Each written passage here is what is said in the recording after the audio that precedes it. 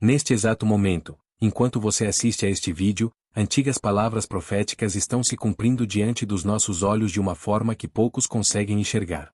O profeta Isaías, há mais de 2700 anos, recebeu revelações tão precisas sobre nossos dias que, se você compreender o que estou prestes a compartilhar, sua visão sobre os acontecimentos mundiais será transformada para sempre. Não é coincidência que você esteja aqui agora, porque o tempo está se esgotando para que a igreja desperte para essas verdades fundamentais.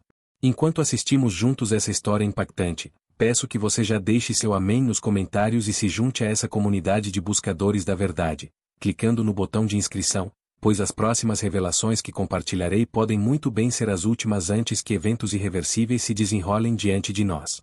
Para entendermos a urgência deste momento, precisamos retornar ao 8º século a.C., quando Deus chamou um jovem de família nobre em Jerusalém para ser seu porta-voz em tempos de crise nacional.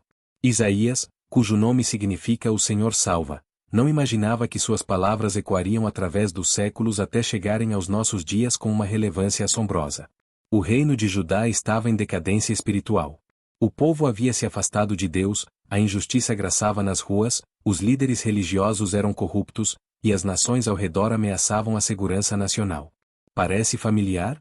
Isaías capítulo 1 versículos 4 a 6 retrata essa condição com palavras que poderiam ter sido escritas ontem: ai desta nação pecaminosa, povo carregado de iniquidade, raça de malignos, filhos corruptores. Deixaram o Senhor, blasfemaram do Santo de Israel, voltaram para trás. Porque seríeis ainda castigados, se perseverais na rebelião? Toda a cabeça está enferma, e todo o coração, dolente. Desde a planta do pé até a cabeça não há nada são, senão feridas, contusões e chagas inflamadas. Mas foi no ano da morte do rei Uzias que tudo mudou para Isaías. No capítulo 6 versículo 1, lemos: no ano da morte do rei Uzias, eu vi o Senhor assentado sobre um alto e sublime trono, e as suas vestes enchiam o templo. Imaginem a cena: o jovem Isaías, talvez visitando o templo em luto pela morte do rei, de repente é transportado para uma visão da sala do trono celestial. Ali, ele viu serafins com 6 asas, clamando uns aos outros: Santo, Santo, Santo é o Senhor dos exércitos, toda a terra está cheia da sua glória. Esta experiência transformou Isaías de um jovem nobre em um profeta corajoso que não temeria confrontar reis, sacerdotes e o próprio povo com as verdades de Deus. E aqui está o primeiro paralelo assombroso com nossos dias. Assim como Isaías foi chamado em um momento de crise nacional e internacional, Deus está levantando vozes proféticas hoje, em meio ao caos mundial que presenciamos. O que poucos percebem é que as profecias de Isaías operam em múltiplas camadas temporais. Elas se referiam às circunstâncias imediatas de sua época, mas também apontavam para eventos futuros que ainda estamos vendo se desdobrar. Quando Isaías profetizou sobre o nascimento virginal em Isaías capítulo 7 versículo 14, portanto, o mesmo Senhor vos dará um sinal: eis que uma virgem conceberá, e dará à luz um filho, e será o seu nome Emanuel. Ele estava falando tanto sobre um cumprimento imediato quanto sobre o nascimento de Jesus Cristo, séculos depois. Mas existe uma terceira camada que a igreja moderna tem negligenciado: as implicações escatológicas dessas profecias para os últimos dias. E é exatamente isso que está se cumprindo agora, diante dos nossos olhos, enquanto a maioria dos cristãos permanece cega para esses sinais. Considerem a profecia de Isaías sobre a restauração de Israel. Em Isaías capítulo 11 versículos 11 e 12, lemos: naquele dia, tornará o Senhor a estender a mão para resgatar o restante do seu povo, e levantará um estandarte entre as nações, e ajuntará os desterrados de Israel, e os dispersos de Judá congregará desde os 4 confins da terra. Durante séculos, teólogos debateram sobre quando isso se cumpriria. Mas em 1948, pela primeira vez em quase 2000 anos, Israel tornou-se novamente uma nação. Não foi coincidência, foi profecia cumprida. E aqui está onde a urgência se torna palpável. Se essa profecia já se cumpriu, que outras profecias de Isaías estão se desenrolando agora mesmo? A resposta deveria nos deixar em estado de alerta espiritual constante. Isaías capítulo 2 versículos 2 a 4 fala sobre os últimos dias, quando o monte da casa do Senhor seria estabelecido no cume dos montes e todas as nações afluiriam a ele. Irão muitos povos e dirão: vinde, e subamos ao monte do Senhor, à casa do Deus de Jacó, para que nos ensine os seus caminhos, e andemos nas suas veredas, porque de Sião sairá a lei, e a palavra do Senhor, de Jerusalém.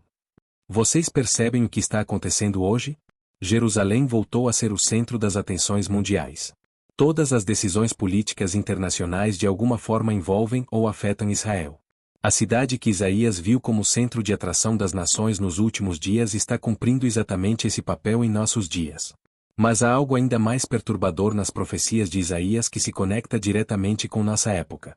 Em Isaías capítulo 5 versículos 20 e 21, o profeta declara: ai dos que ao mal chamam bem e ao bem, mal, que fazem da escuridade luz e da luz, escuridade, põem o amargo por doce e o doce, por amargo.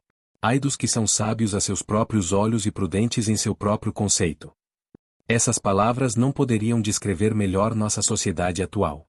Vivemos em uma era onde valores absolutos são questionados, onde o certo e o errado se tornaram relativos, onde a verdade é considerada uma construção social.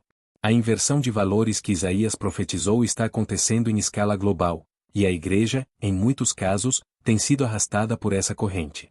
O profeta também advertiu sobre os falsos líderes religiosos em Isaías capítulo 56 versículos 10 e 11, os seus atalaias são cegos, nada sabem, todos são cães mudos, não podem ladrar, sonhadores preguiçosos, gostam de dormir.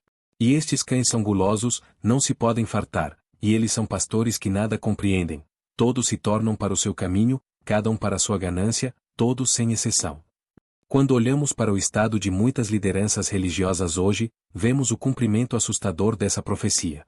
Pastores que se preocupam mais com seus impérios financeiros do que com o rebanho, líderes que pregam prosperidade em vez de santidade, denominações que adaptam a palavra de Deus para agradar a cultura em vez de transformá-la. Mas talvez a profecia mais chocante de Isaías para nossos dias seja encontrada no capítulo 24, onde ele descreve julgamentos globais que precedem o estabelecimento do reino de Deus na terra. Eis que o Senhor esvazia a terra, e a devasta, e transtorna a sua superfície, e dispersa os seus moradores. A terra será de todo esvaziada e totalmente saqueada, porque o Senhor pronunciou esta palavra. Essa profecia fala de uma desolação global que afetará toda a humanidade, não apenas uma nação específica. E pela primeira vez na história, temos as condições tecnológicas e ambientais para que tal devastação seja possível. Mudanças climáticas extremas, armas de destruição em massa, pandemias globais, colapsos econômicos sistêmicos, tudo isso são elementos que tornam a profecia de Isaías não apenas possível, mas provável. O que mais me impressiona é como Isaías descreveu com precisão a natureza global desses julgamentos. Em Isaías capítulo 24 versículo 5, ele diz: na verdade, a terra está contaminada por causa dos seus moradores, pois transgrediram as leis, mudaram os estatutos e violaram a aliança eterna. Pela primeira vez na história, temos um sistema global interconectado onde a corrupção moral e espiritual se espalha instantaneamente através das redes sociais, mídia e sistemas econômicos globalizados. Mas Isaías não apenas profetizou julgamento, ele também revelou esperança. As profecias messiânicas são talvez as mais conhecidas, mas há aspectos que passam despercebidos.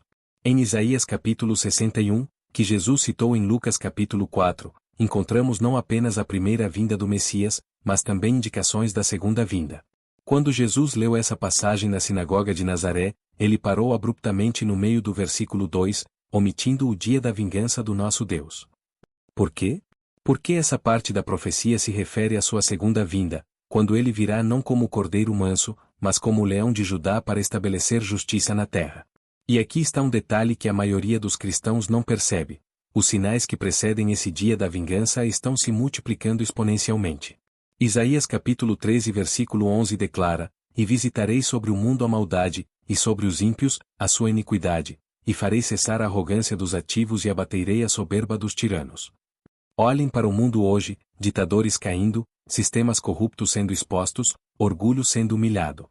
Não são apenas ciclos históricos normais, são cumprimentos proféticos específicos. A Igreja precisa entender que não somos meros espectadores desses eventos, somos participantes ativos no plano profético de Deus. Isaías capítulo 62 versículos 6 e 7 fala sobre guarda sobre os muros que não se calam dia nem noite, lembrando Deus de suas promessas até que ele estabeleça Jerusalém como louvor na terra.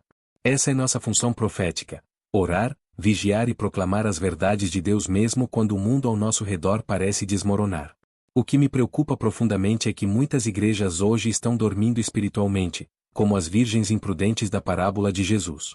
Elas estão tão envolvidas com programas, entretenimento e crescimento numérico que perderam a sensibilidade profética para discernir os tempos. Isaías capítulo 21 versículo 11 faz uma pergunta penetrante: guarda, que horas são da noite? Guarda, que horas são da noite? O guarda responde: vem amanhã, e também à noite. Estamos vivendo exatamente nesse momento. Amanhã está chegando para os justos, mas a noite para os ímpios. A questão é: sabemos que horas são? As profecias de Isaías sobre o servo sofredor em Isaías capítulo 53 não se limitam apenas ao sacrifício de Cristo na cruz. Elas também falam de um povo que compartilha os sofrimentos do Messias nos últimos dias. Quem creu em nossa pregação? E a quem foi revelado o braço do Senhor? Essa pergunta ecoa em nossos dias quando vemos o Evangelho sendo rejeitado em escala crescente, mesmo em nações historicamente cristãs. Mas aqui está uma revelação que pode mudar sua perspectiva. Isaías também profetizou sobre um grande avivamento nos últimos dias. Em Isaías capítulo 60 versículo 1, lemos: levanta-te, resplandece, porque vem a tua luz, e a glória do Senhor vai nascendo sobre ti. Esse não é apenas um chamado para Israel, mas para a igreja dos últimos dias. O versículo 2 continua: porque eis que as trevas cobriram a terra, e a escuridão, os povos, mas sobre ti o Senhor virá nascendo, e a sua glória se verá sobre ti. Percebem o paradoxo? Enquanto as trevas se intensificam no mundo, a glória de Deus brilhará mais intensamente sobre seu povo. Não é para temermos a escuridão, mas para nos prepararmos para refletir sua luz de forma mais intensa. Isaías capítulo 60 versículo 3 profetiza: e os gentios caminharão à tua luz, e os reis, ao resplendor que nasce sobre ti.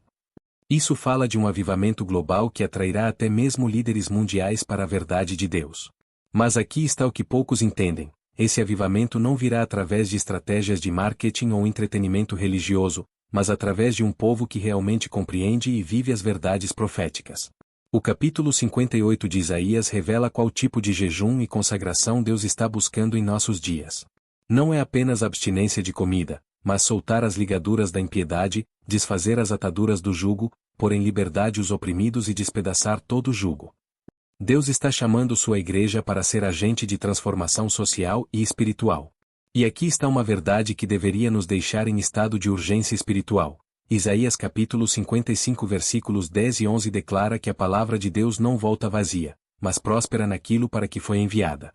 Se as profecias de Isaías estão se cumprindo agora, isso significa que estamos nos aproximando rapidamente do cumprimento final, a segunda vinda de Cristo. Mas há um aspecto das profecias de Isaías que a igreja moderna tem quase completamente ignorado: o chamado para ser luz para as nações. Em Isaías capítulo 49 versículo 6, Deus diz: pouco é que sejas o meu servo, para restaurares as tribos de Jacó e tornares a trazer os preservados de Israel.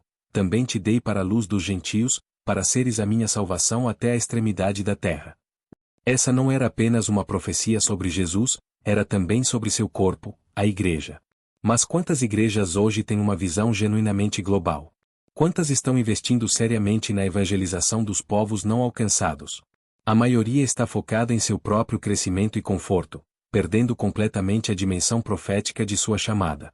Isaías capítulo 52 versículo 7 declara: quão formosos são sobre os montes os pés do que anuncia as boas novas, que faz ouvir a paz, que anuncia o bem, que faz ouvir a salvação, que diz a Sião: o teu Deus reina. Esse versículo não fala apenas de evangelistas profissionais, mas de todo cristão que compreende sua responsabilidade profética de proclamar o reino de Deus. E aqui está algo que deveria nos comover profundamente. Muitas das profecias de restauração de Isaías já começaram a se cumprir, mas a igreja não está participando como deveria. Israel foi restaurado como nação, Jerusalém voltou a ser o centro das atenções mundiais, o conhecimento se multiplicou como nunca antes na história, permitindo que o evangelho seja pregado a todas as nações simultaneamente através da tecnologia. Mas onde está a igreja nesse momento profético? Em grande parte, está dividida, distraída, mundanizada e espiritualmente adormecida. Isso não pode continuar. O tempo está se esgotando para que assumamos nossa posição profética. Isaías capítulo 40 versículo 3 fala de uma voz que clama no deserto: preparai o caminho do Senhor, endireitai no ermo vereda a nosso Deus. João Batista cumpriu essa profecia preparando o caminho para a primeira vinda de Cristo. Mas quem está preparando o caminho para a sua segunda vinda? Essa responsabilidade recai sobre a igreja de hoje. As profecias de Isaías não são apenas história antiga ou previsões futuras distantes, elas são um chamado urgente para a igreja acordar, se posicionar profeticamente e cumprir seu destino nos últimos dias. Cada capítulo, cada versículo tem relevância para nossa época. Quando leio Isaías capítulo 59 versículo 16, e viu que ninguém havia, e maravilhou-se de que não houvesse um intercessor, pelo que o seu braço lhe trouxe a salvação, e a sua própria justiça o susteve, vejo um paralelo preocupante com nossos dias. Deus está procurando intercessores, pessoas que se coloquem na brecha por suas nações, mas poucos respondem ao chamado. Meus irmãos e irmãs, não podemos mais fingir que vivemos em tempos normais.